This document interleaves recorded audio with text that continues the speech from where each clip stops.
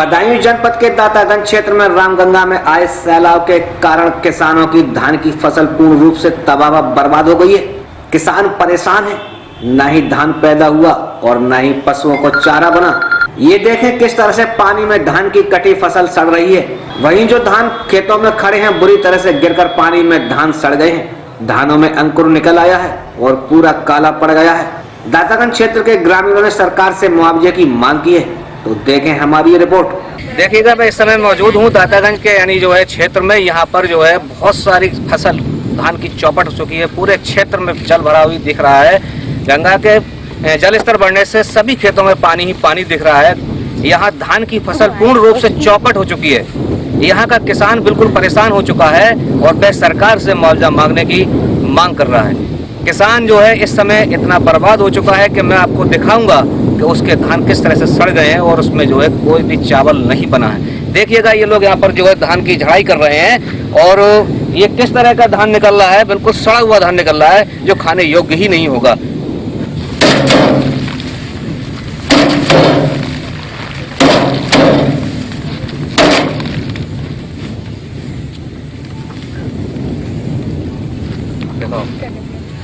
देखिएगा, बिल्कुल ये धान काला हो चुका है और इसके अंदर कोई भी चावल नहीं है। बिल्कुल प्राय बन गया है और ये लोग किस तरह से आपकी बार चावल की पूर्ति कराएंगे। और सबसे बड़ी समस्या यहाँ पर मैं आपको बता दूं कि चारे की भी आ रही है। पशुओं को चारा भी उपलब्ध नहीं हो पाएगा। मैं जाहिद कहाँ यकीन से।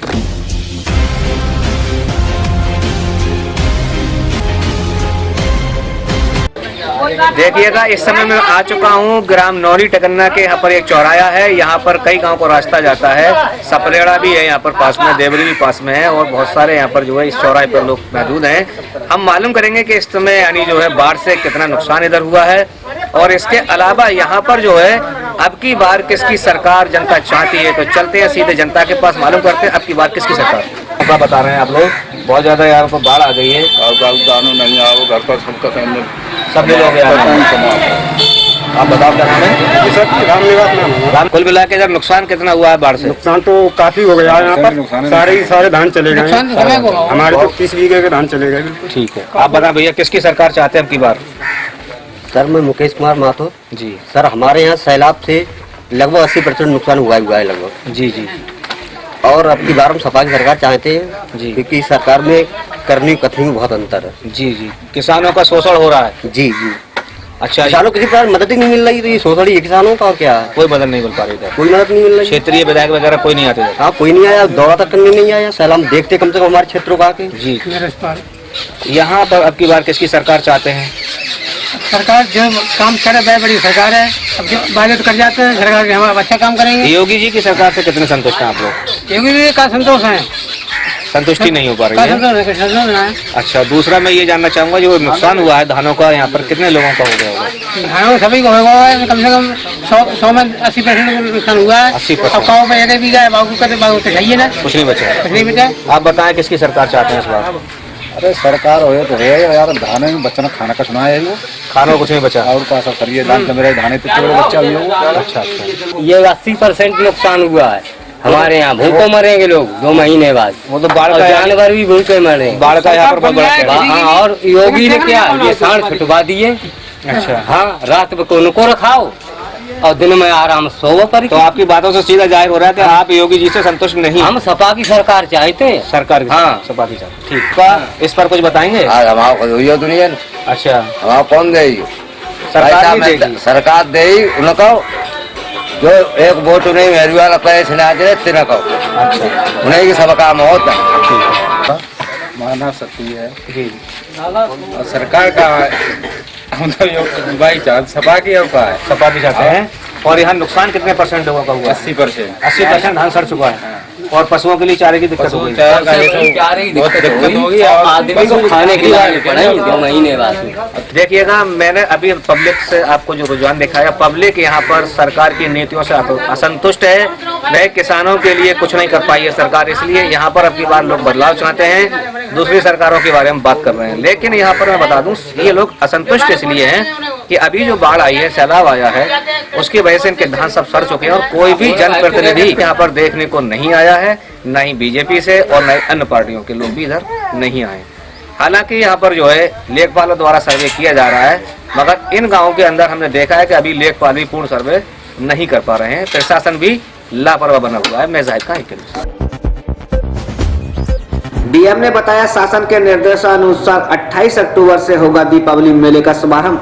उन्नाव डीएम रविंद्र कुमार ने बताया कि शासन के निर्देशानुसार दीपावली के अवसर पर जनपद की समस्त नगर पालिकाओं में 28 अक्टूबर 2021 से दीपावली मेले का आयोजन 4 नवंबर तक चलेगा। तो दीपावली का पर्व इस बार 4 नवंबर को मनाया जा रहा है और आप सब अवगत हैं कि दीपावली पर विभिन्न प्रकार की घरेलू वस्तुएं और दीपावली त्योहार से संबंधित जो भी वस्तुएं हैं उसकी बिक्री की जाती है।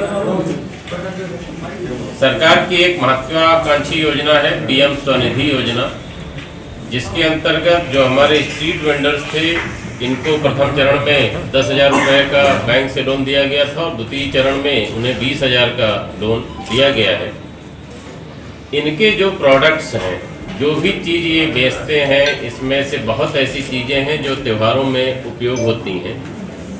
इसको एक अच्छा सा मंच देने के लिए, एक व्यवस्थित तरीके से दुकानें लगाकर विक्रय करने के लिए इस बार शासन द्वारा निर्णय लिया गया है कि दीपावली के अवसर पर सभी नगर पालिकाओं में एक दीपावली मेला आयोजित किया जाए, जिसमें प्रमुख रूप से ये पीएम स्वनिधि योजना के जो लाभार्थी हैं उनकी दुकानें लगवाई जाएं और इस त्योहार से संबंधित जो अन्य लोग हैं जो बाजारों में अपने सामान बेचते हैं और खासकर त्योहार के समय सड़क के किनारे बेचते हैं, इनको एक सुंदर सा एक वातावरण दिया जाए, सुंदर सी दुकान बना के दिया जाए और एक जगह पर विक्रय हो सके, ये प्रयास किया गया है। जनपद में 3 नगर पालिकाएँ हैं, उन्नाव, शुक्लागंज और बांगरमऊ। इन तीनों नगर पालिकाओं में ये दीपावली मेले का आयोजन किया जाएगा। यहाँ पर इन दुकानों के लगने के साथ साथ इस मेले को और आकर्षक बनाए जाने के लिए वहाँ पर कुछ सांस्कृतिक कार्यक्रम भी कराए जाएंगे।